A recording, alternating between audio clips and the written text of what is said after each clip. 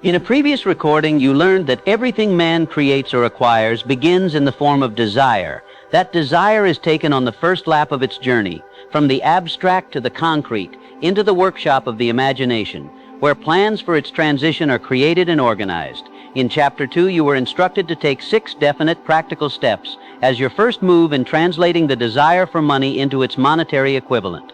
One of these steps is the formation of a definite practical plan, or plans, through which this transformation may be made.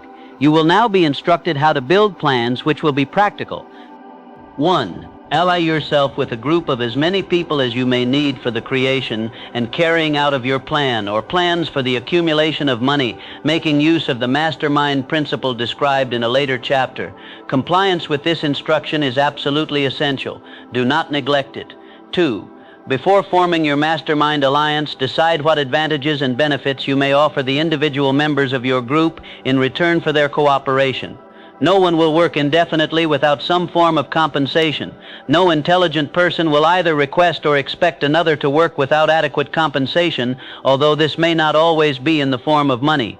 3. Arrange to meet with the members of your mastermind group at least twice a week, and more often if possible, until you have jointly perfected the necessary plan or plans for the accumulation of money.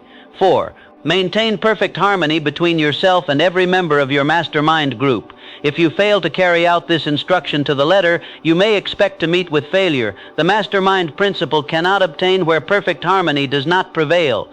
Keep in mind these facts. First, you are engaged in an undertaking of major importance to you. To be sure of success, you must have plans which are faultless. Second, you must have the advantage of the experience, education, native ability, and imagination of other minds. This is in harmony with the methods followed by every person who has accumulated a great fortune. No individual has sufficient experience, education, native ability, and knowledge to ensure the accumulation of a great fortune without the cooperation of other people. Every plan you adopt in your endeavor to accumulate wealth should be the joint creation of yourself and every other member of your mastermind group. You may originate your own plans, either in whole or in part, but insist that those plans are checked and approved by the members of your mastermind alliance. If the first plan which you adopt does not work successfully, replace it with a new plan. If this new plan fails to work, replace it in turn with still another, and so on, until you find a plan which does work. Right here is the point at which the majority of men meet with failure because of their lack of persistence in creating new plans to take the place of those which fail. The most intelligent man living cannot succeed in accumulating money, nor in any other undertaking without plans which are practical and workable. Just keep this fact in mind, and remember, when your plans fail, that temporary defeat is not permanent failure. It may only mean that your plans have not been sound. Build other plans. Start all over again. Thomas A. Edison failed 10,000 times before he perfected the incandescent electric light bulb. That is, he met with temporary defeat 10,000 times before his efforts were crowned with success. Temporary defeat should mean only one thing: the certain knowledge that there is something wrong with your plan. Millions of men go through life in misery and poverty because they lack a sound plan through which to accumulate a fortune. Henry Ford accumulated a fortune, not because of his superior mind, but because he adopted and followed a plan which proved to be sound. 1,000 men could be pointed out, each with a better education than Ford's, yet each of whom lives in poverty because he does not possess the right plan for the accumulation of money. Your achievement can be no greater than your plans are sound. That may seem to be an axiomatic statement, but it is true. Samuel Insull lost his fortune of over $100 million. The Insull fortune was built on plans which were sound. The business depression forced Mr. Insull to change his plans, and the change brought temporary defeat because his new plans were not sound. Mr. Insull is now an old man. He may consequently accept failure instead of temporary defeat, but if his experience turns out to be failure, it will be for the reason that he lacks the fire of persistence to rebuild his plans. No man is ever whipped until he quits in his own mind. This fact will be repeated many times because it is so easy to take the count at the first sign of defeat. James J. Hill met with temporary defeat when he first endeavored to raise the necessary capital to build a railroad from the east to the west, but he too turned defeat into victory through new plans. Henry Ford met with temporary defeat not only at the beginning of his automobile career, but after he had gone far toward the top. He created new plans and went marching on to financial victory. We see men who have accumulated great fortunes, but we often recognize only their triumph, overlooking the temporary defeats which they had to surmount before arriving. No follower of this philosophy can reasonably expect to accumulate a fortune without experiencing temporary defeat. When defeat comes, accept it as a signal that your plans are not sound. Rebuild those plans and set sail once more toward your coveted goal. If you give up before your goal has been reached, you are a quitter. A quitter never wins, and a winner never quits. Lift this sentence out, write it on a piece of paper in letters an inch high, and place it where you will see it every night before you go to sleep and every morning before you go to work. When you begin to select members for your Mastermind Group, endeavor to select those who do not take defeat seriously. Some people foolishly believe that only money can make money. This is not true. Desire, transmuted into its monetary equivalent through the principles laid down here, is the agency through which money is made. Money of itself is nothing but inert matter. It cannot move, think, or talk, but it can hear when a man who desires it calls it to come. The remainder of this recording has been given over to a description of ways and means of marketing personal services. The information here conveyed will be of practical help to any person having any form of personal services to market, but it will be of priceless benefit to those who aspire to leadership in their chosen occupations. Intelligent planning is essential for success in any undertaking designed to accumulate riches. Here will be found detailed instructions to those who must begin the accumulation of riches by selling personal services. It should be encouraging to know that practically all the great fortunes began in the form of compensation for personal services or from the sale of ideas. What else except ideas and personal services would one not possessed of property have to give in return for riches? Broadly speaking, there are two types of people in the world. One type is known as leaders and the other as followers. Decide at the outset whether you intend to become a leader in your chosen calling or remain a follower. The difference in compensation is vast. The follower cannot reasonably expect the compensation to which a leader is entitled, although many followers make the mistake of expecting such pay. It is no disgrace to be a follower. On the other hand, it is no credit to remain a follower. Most great leaders began in the capacity of followers. They became great leaders because they were intelligent followers. With few exceptions, the man who cannot follow a leader intelligently cannot become an efficient leader. The man who can follow a leader most efficiently is usually the man who develops into leadership most rapidly. An intelligent follower has many advantages, among them the opportunity to acquire knowledge from his leader. The following are important factors of leadership. 1. Unwavering courage based upon knowledge of self and of one's occupation.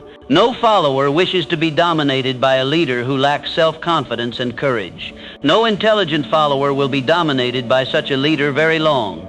2. Self-control. The man who cannot control himself can never control others. Self-control sets a mighty example for one's followers, which the more intelligent will emulate. 3. A keen sense of justice. Without a sense of fairness and justice, no leader can command and retain the respect of his followers. 4. Definiteness of decision. The man who wavers in his decisions shows that he is not sure of himself. He cannot lead others successfully. 5. Definiteness of plans. The successful leader must plan his work and work his plan. A leader who moves by guesswork without practical definite plans is comparable to a ship without a rudder. Sooner or later he will land on the rocks. 6. The habit of doing more than paid for. One of the penalties of leadership is the necessity of willingness upon the part of the leader to do more than he requires of his followers. 7. A pleasing personality. No slovenly, careless person can become a successful leader. Leadership calls for respect. Followers will not respect a leader who does not grade high on all of the factors of a pleasing personality. 8. Sympathy and understanding. The successful leader must be in sympathy with his followers. Moreover, he must understand them and their problems. 9. Mastery of detail. Successful leadership calls for mastery of details of the leader's position. 10. Willingness to assume full responsibility. The successful leader must be willing to assume responsibility for the mistakes and the shortcomings of his followers. If he tries to shift this responsibility, he will not remain the leader. If one of his followers makes a mistake and shows himself incompetent, the leader must consider that it is he who failed. 11. Cooperation. The successful leader must understand and apply the principle of cooperative effort and be able to induce his followers to do the same. Leadership calls for power, and power calls for cooperation. There are two forms of leadership. The first, and by far the most effective, is leadership by consent of and with the sympathy of the followers. The second is leadership by force, without the consent and sympathy of the followers. History is filled with evidences that leadership by force cannot endure. The downfall and disappearance of dictators and kings is significant. It means that people will not follow forced leadership indefinitely. The world has just entered a new era of relationship between leaders and followers, which very clearly calls for new leaders and a new brand of leadership in business and industry. Those who belong to the old school of leadership by force must acquire an understanding of the new brand of leadership, cooperation, or be relegated to the rank and file of the followers. There is no other way out for them. The relationship of employer and employee, or of leader and follower in the future, will be one of mutual cooperation based upon an equitable division of the profits of business. In the future, the relationship of employer and employee will be more like a partnership than it has been in the past. Napoleon, Kaiser Wilhelm of Germany, the Tsar of Russia, and the King of Spain were examples of leadership by force. Their leadership passed. Without much difficulty, one might point to the prototypes of these ex-leaders among the business, financial, and labor leaders of America who have been dethroned or slated to go. Leadership by consent of the followers is the only brand which can endure. Men may follow the forced leadership temporarily, but they will not do so willingly. The new brand of leadership will embrace the 11 factors of leadership described in this chapter, as well as some other factors. The man who makes these the basis of his leadership will find abundant opportunity to lead in any walk of life. The Depression was prolonged largely because the world lacked leadership of the new brand. At the end of the Depression, the demand for leaders who are competent to apply the new methods of leadership has greatly exceeded the supply. Some of the old type of leaders will reform and adapt themselves to the new brand of leadership, but generally speaking, the world will have to look for new timber for its leadership. This necessity may be your opportunity. We come now to the 10 major faults of leaders who fail, because it is just as essential to know what not to do as it is to know what to do. 1. Inability to organize details. Efficient leadership calls for ability to organize and to master details. No genuine leader is ever too busy to do anything which may be required of him in his capacity as leader. When a man, whether he is a leader or follower, admits that he is too busy to change his plans or to give attention to any emergency, he admits his inefficiency. The successful leader must be the master of all details connected with his position. That means, of course, that he must acquire the habit of relegating details to capable lieutenants. 2. Unwillingness to render humble service. Truly great leaders are willing, when occasion demands, to perform any sort of labor which they would ask another to perform. The greatest among ye shall be the servant of all is a truth which all able leaders observe and respect. 3. Expectation of pay for what they know instead of what they do with that which they know. The world does not pay men for that which they know. It pays them for what they do, or induce others to do. 4. Fear of competition from followers. The leader who fears that one of his followers may take his position is practically sure to realize that fear sooner or later. The able leader trains understudies to whom he may delegate at will any of the details of his position. Only in this way may a leader multiply himself and prepare himself to be at many places and give attention to many things at one time. It is an eternal truth that men receive more pay for their ability to get others to perform than they could possibly earn by their own efforts. An efficient leader may, through his knowledge of his job and the magnetism of his personality, greatly increase the efficiency of others and induce them to render more service and better service than they could render without his aid. 5. Lack of imagination. Without imagination, the leader is incapable of meeting emergencies and of creating plans by which to guide his followers efficiently. 6. Selfishness. The leader who claims all the honor for the work of his followers is sure to be met by resentment. The really great leader claims none of the honors. He is contented to see the honors, when there are any, go to his followers, because he knows that most men will work harder for commendation and recognition than they will for money alone. 7. Intemperance. Followers do not respect an intemperate leader. Moreover, intemperance in any of its various forms destroys the endurance and the vitality of all who indulge in it. 8. Disloyalty. Perhaps this should have come at the head of the list. The leader who is not loyal to his trust and to his associates, those above him and those below him, cannot long maintain his leadership. Disloyalty marks one as being less than the dust of the earth and brings down on one's head the contempt he deserves. Lack of loyalty is one of the major causes of failure in every walk of life. 9. Emphasis of the authority of leadership. The efficient leader leads by encouraging and not by trying to instill fear in the hearts of his followers. The leader who tries to impress his followers with his authority comes within the category of leadership through force. If a leader is a real leader, he will have no need to advertise that fact except by his conduct, his sympathy, understanding, fairness, and a demonstration that he knows his job. 10. Emphasis of title. The competent leader requires no title to give him the respect of his followers. The man who makes too much over his title generally has little else to emphasize. The doors to the office of the real leader are open to all who wish to enter, and his working quarters are free from formality or ostentation. These are among the more common of the causes of failure in leadership. Any one of these faults is sufficient to induce failure. Study the list carefully if you aspire to leadership, and make sure that you are free of these faults. Before leaving this chapter, your attention is called to a few of the fertile fields in which there has been a decline of leadership, and in which the new type of leader may find an abundance of opportunity. First, in the field of politics, there is a most insistent demand for new leaders, a demand which indicates nothing less than an emergency. The majority of politicians have seemingly become high-grade, legalized racketeers. They have increased taxes and debauched the machinery of industry and business until the people can no longer stand the burden. Second, the banking business is undergoing a reform. The leaders in this field have almost entirely lost the confidence of the public. Already the bankers have sensed the need of reform, and they have begun it. Third, industry calls for new leaders. The old type of leaders thought and moved in terms of dividends instead of thinking and moving in terms of human equations.